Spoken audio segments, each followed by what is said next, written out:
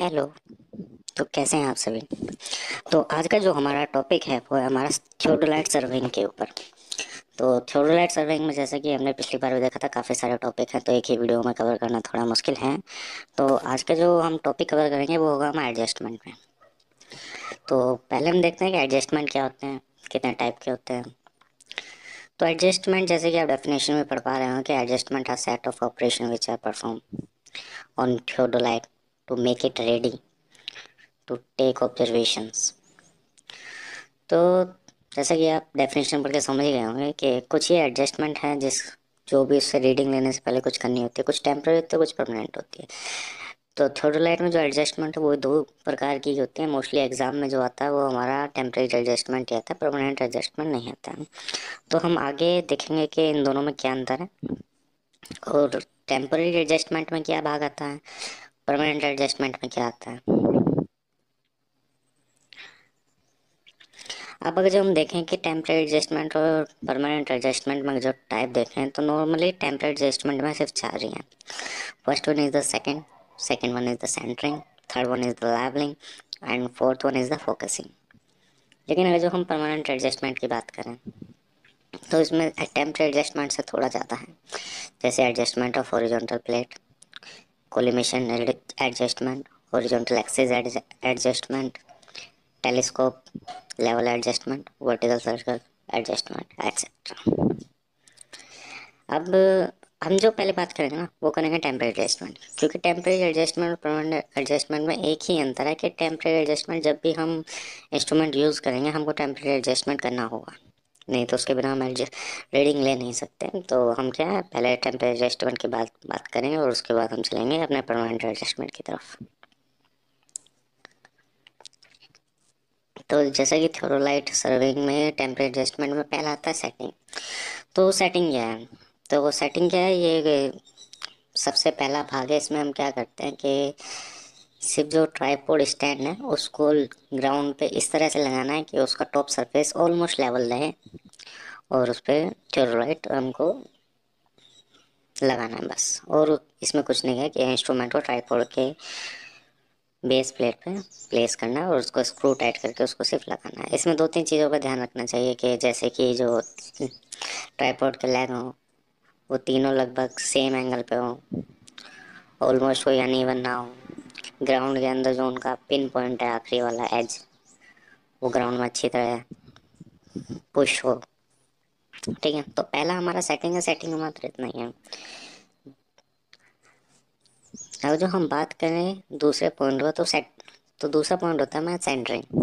अब सेंटरिंग के लिए हम आपको बताते हैं जैसे कि कोई एक ना हमने एक पॉइंट इस्टेब्लिश किया है ग्राउंड पे, A B C D anything else जो भी आप नाम ले सकते हैं।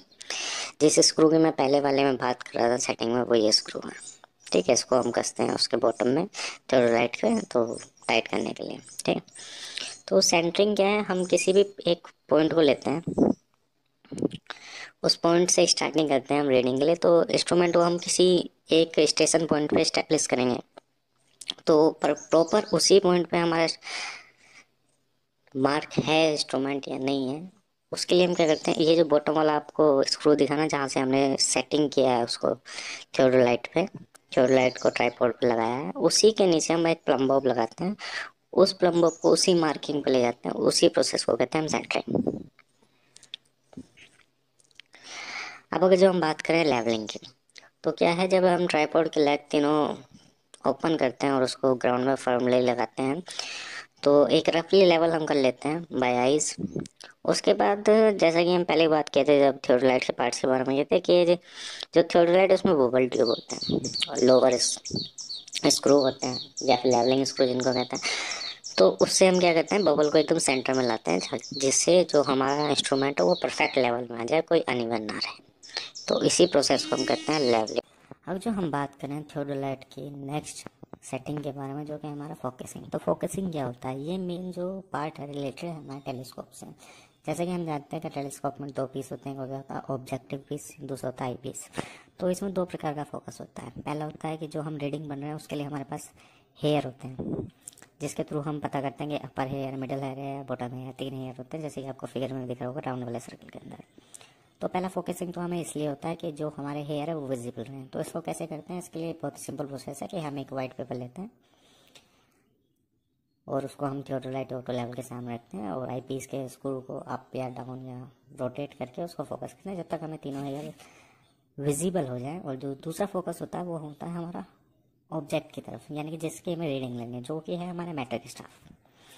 तो दूसरा करते हैं हम उसकी तरफ फोकस करते हैं, तो हम अपने थियोडोलाइट ऑटो लेवल को सीधा रोटेट करते हैं और उसको फोकस करते हैं। तो यही हमारे जो फोर्थ प्रोसेस है, ये फोकसिंग। ठीक है, तो यही हमारी जो टोटल थी, ये हमारी ओवरऑल जितनी भी एडजस्टमेंट है ये टेम्परेरी एडजस्टमेंट में करती है, जो होती है सेटिंग, सेंटरिंग, फोकसिंग और लेवलिंग। और जब हम सेटिंग को हटा भी दें तो सेंटरिंग, फोकसिंग और लेवलिंग हमारे तीनों मेन इंपॉर्टेंट टेम्परेरी एडजस्टमेंट है। और अगर जो हम आगे बात करें कि परमानेंट एडजस्टमेंट क्या होती है, तो परमानेंट एडजस्टमेंट कोई ऐसी एडजस्टमेंट नहीं होती जो हम बार बार करें। ये नॉर्मली या तो जब मैन्युफैक्चरिंग हो रही है उस समय ध्यान दिया जाता है, या फिर जब हम इंस्ट्रूमेंट कैलिब्रेशन के लिए भेजते हैं तो उस समय परमानेंट एडजस्टमेंट को हम ध्यान देते हैं। नॉर्मली जब हम बार बार इसका प्रैक्टिकल यूज़ लेते हैं तो हम टेम्परेरी एडजस्टमेंट हमको हर ऑपरेशन प्रोसीजर में यूज़ लेना पड़ता है, लेकिन परमानेंट एडजस्टमेंट का ऐसा नहीं है, क्योंकि हमारा नॉर्मल क्या इंस्ट्रूमेंट को हम कैलिब्रेट करते हैं तो कैलिब्रेशन में परमानेंट एडजस्टमेंट चेक हो जाती है। और ये जो एक बार चेक हो जाए तो काफ़ी लंबे समय तक रहती हैं, अगर जो प्रोफेशनल कोई बंदा इंस्ट्रूमेंट को यूज़ कर रहा है। तो इसमें क्या है, इसमें कुछ रिलेशन है, कुछ एक्सिस है, जो हॉरिजॉन्टल एक्सिस है, वर्टिकल एक्सिस है, उनका क्या रिलेशन है, क्या इक्वल पे होना चाहिए, क्या कितने एंगल में होना चाहिए। अगर जो कोई परफेक्ट हॉरिजॉन्टल है तो वर्टिकल सर्कल के साथ उसका जो एक्सिस ऑफ कोलिमेशन है उसका क्या एंगल है। तो यही कुछ रिलेशन है उसमें। जो मेन पॉइंट आउट है वो यहाँ किए गए हैं, जैसे कि वर्टिकल एक्सिस का एडजस्टमेंट, एक्सिस प्लेट का एडजस्टमेंट, टेलीस्कोप का adjustment, line of collimation, horizontal, इस करके ये करके कुछ 6 पॉइंट आउट किए हैं। आगे जाके हम एक एक करके इसको बात करेंगे, मैं आपको फिगर भी दिखाऊंगा, लाइन डायग्राम होगा जिसमें आपको समझने में थोड़ा आसानी होगी। तो अगर जो हम बात करें कि डेफिनेशन की या कुछ एडजस्टमेंट क्या होती हैं, तो इसमें बेसिकली थोड़ा पॉइंट आउट कर दिया है, जैसे कि adjustment of horizontal plate level. तो उसकी डेफिनेशन कहते हैं कि the axis of plate level must be perpendicular to the vertical axis. अब ये क्या है ना, ये हम इस फिगर से देखते हैं। जैसे कि अब ये एक लाइन डायग्राम है, ये जो हमारा एक थियोडोलाइट होता है उसका लाइन डायग्राम। अगर जो आप देखेंगे इसमें हॉरिजॉन्टल जो प्लेट है, ठीक है, और जो वर्टिकल है, हॉरिजॉन्टल एक्सिस और जो वर्टिकल सर्कल है उसके बीच 90 डिग्री का एंगल है। वर्टिकल की जो हम बात करें, हॉरिजॉन्टल एंगल की बात करें, एक दूसरे को कट भी कर रहे हैं। इसमें हमको दिख भी रहा है कहाँ पे कितना डिग्री का एंगल बन रहा है, कौन सा कहाँ पे है, कौन सा हॉरिजॉन्टल सेंटर है, कौन सा वर्टिकल सेंटर है, कौन सा आई पीस है। तो यही हमारी एडजस्टमेंट की उसमें बात किया, collimation adjustment, horizontal axis adjustment, telescope level या ऑल्टीट्यूड, या जो हमारा वर्टिकल सर्कल है, हॉरिजॉन्टल सर्कल है, ये इससे हो जाएगा। ये क्या है, मैन्युफैक्चरिंग या कैलिब्रेशन के यूज़ होता है, तो इतना कुछ है नहीं, आप डेफिनेशन याद कर लीजिए, आपके लिए बहुत है। और उसके बाद भी अगर कोई दिक्कत आती है कि क्या होता है क्या नहीं होता है, तो उसके लिए अलग से आपको नोट्स मिलेंगे, जिसमें कि परमानेंट एडजस्टमेंट क्या होती हैं, उनको कैसे फाइंड आउट कैसे सकें और उनको रेक्टिफाई भी कैसे कर सकें, उसके लिए मैं नोट्स लगा दूंगा। उसके लिए एक अलग से वीडियो भी बनाऊंगा जिसमें उनको कैसे कैलिब्रेट किया जाता है वो बताए जाएंगे। अब जैसे कि आप यहाँ देख रहे हैं कि line of collimation of axis में क्या अंतर है, अगर जो ये प्रॉपर ना होना तो हमारी जो रीडिंग होगी उसमें काफ़ी सारा अंतर आ जाएगा। ठीक है, बस मैंने यही है। Thank you. आज की वीडियो में मात्र इतना ही, और जाने से पहले मैं आपको कहूँगा please like share and subscribe our channel. Thank you.